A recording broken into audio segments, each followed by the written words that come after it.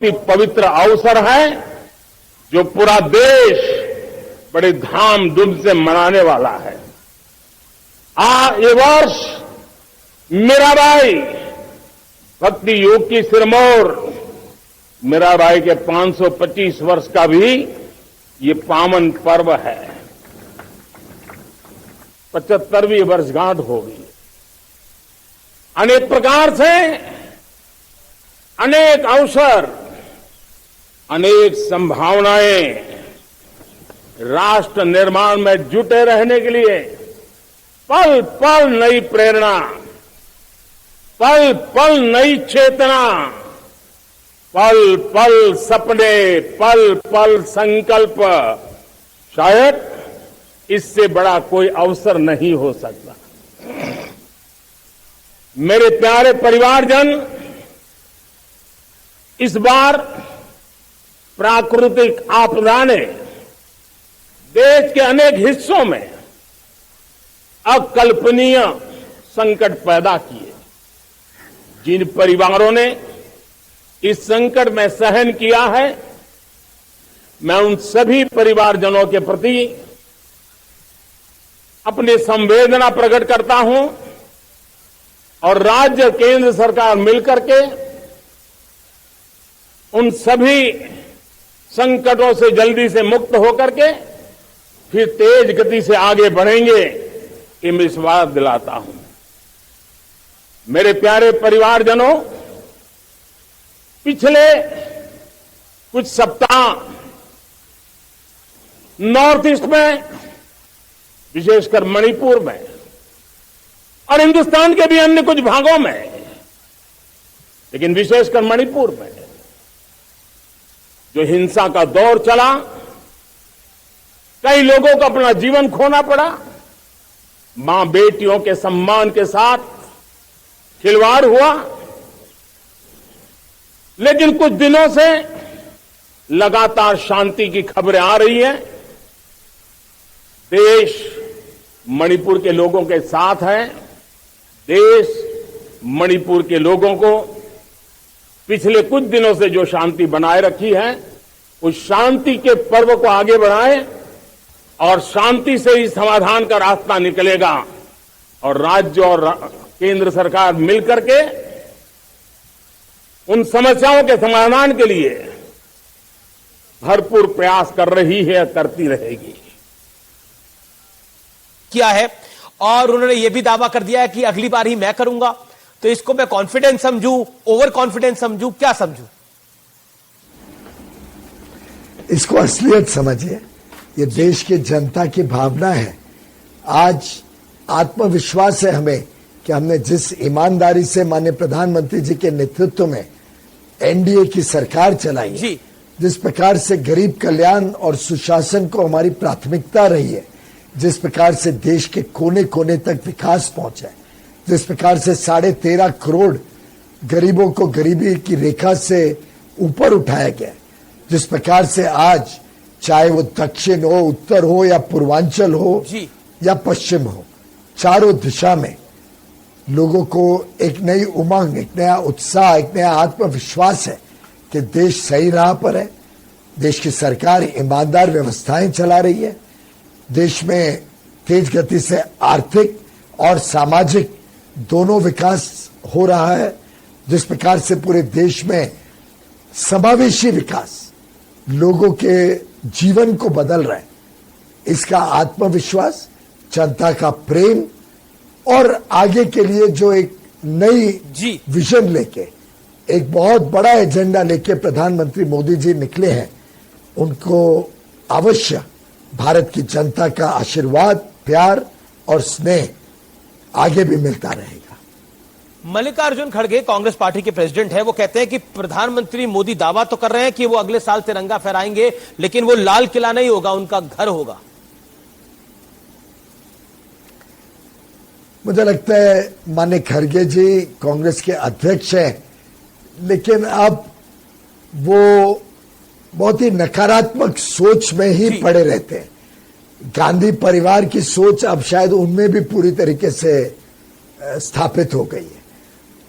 कांग्रेस और ये जो घमंडिया गठबंधन है जी, इसको पचा नहीं पा रहे हैं। अभी तक के एक गरीब परिवार में जन्मा, साधारण परिवार से आने वाला व्यक्ति, जमीन से जुड़ा व्यक्ति, जो कोई बड़े परिवार से नहीं है, जिसकी कोई बहुत बड़ी अमीर इतिहास नहीं है, ऐसे गरीब व्यक्ति, सामान्य परिवार का व्यक्ति, पिछले समाज से आने वाला व्यक्ति देश में इतना अमूल चूल परिवर्तन कर सकता है, देश में इतना बड़ा बदलाव ला सकता है।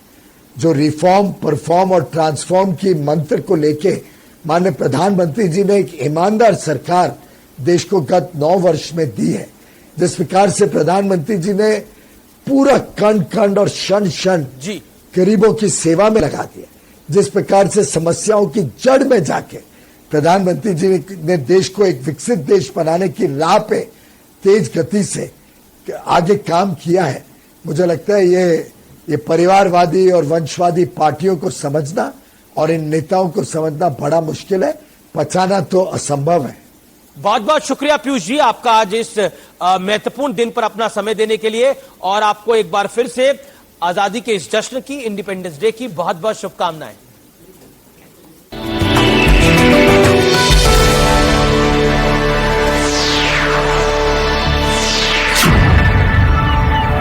Largest News Network.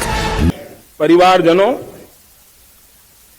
जब हम इतिहास की तरफ नजर करते हैं तो इतिहास में कुछ पल ऐसे आते हैं जो अपनी अमिट छाप छोड़ करके जाते हैं और उसका प्रभाव सदियों तक रहता है। और कभी कभी शुरुआत में वो बहुत छोटा लगता है, छोटी सी घटना लगती है, लेकिन वो अनेक समस्याओं की जड़ बन जाती है। हमें याद है 1000-1200 साल पहले इस देश पर आक्रमण हुआ। एक छोटे से राज्य के छोटे से राजा का पराजय हुआ, लेकिन तब पता तक नहीं था कि एक घटना भारत को 1000 साल की गुलामी में फंसा देगी।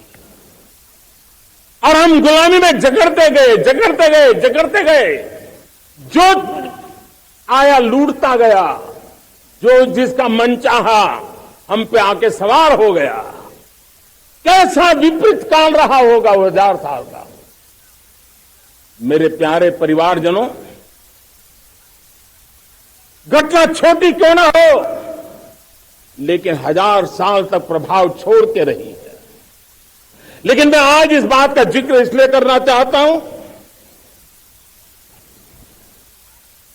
कि भारत के वीरों ने इस कालखंड में कोई भूभाग ऐसा नहीं था, कोई समय ऐसा नहीं था जब उन्होंने देश की आजादी के लौ को गलता न रखा हो, बलिदान की परंपरा न बनाई। मां भारती बेड़ियों से मुक्त होने के लिए उठ खड़ी हुई थी, जंजीरों को झकझोर रही थी, और देश की नारी शक्ति, देश की युवा शक्ति, देश के किसान, देश के गांव के लोग, मजदूर, कोई हिंदुस्तानी ऐसा नहीं था जो आजादी के सपने को लेकर के जीता न हो। आजादी को पाने के लिए मर मिटने के लिए तैयार होने वालों की एक बड़ी फौज तैयार हो गई थी। जेलों में जवानी खपाने वाले अनेक महापुरुष हमारे देश की आजादी को, इन गुलामी की बेड़ियों को तोड़ने के लिए लगे हुए थे। मेरे प्यारे परिवारजनों, जनचेतना का वो व्यापक रूप,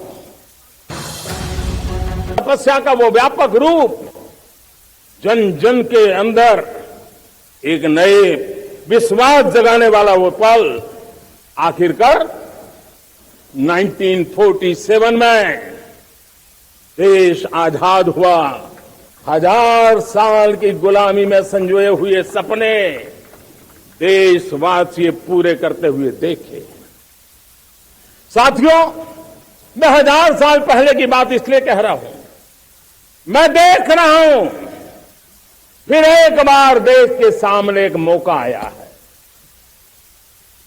इस ऐसे कालखंड में हम जी रहे हैं, ऐसे कालखंड में हमने प्रवेश किया है और यह हमारा सौभाग्य है कि भारत के ऐसे अमृत काल में, ये अमृत काल का पहला वर्ष है। या तो हम जवानी में जी रहे हैं या हम मां भारती की गोद में जन्म ले चुके हैं। और ये कालखंड, मेरे शब्द लिख करके रखिए मेरे प्यारे परिवारजनों, इस कालखंड में जो हम करेंगे, जो कदम उठाएंगे, जितना त्याग करेंगे, तपस्या करेंगे, सर्वजन हिताय सर्वजन सुखाय, एक के बाद एक फैसले लेंगे, आने वाले 1000 साल का देश का स्वर्णिम इतिहास उससे अंकुरित होने वाला है। मेरे प्रिय 140 करोड़ परिवारजन,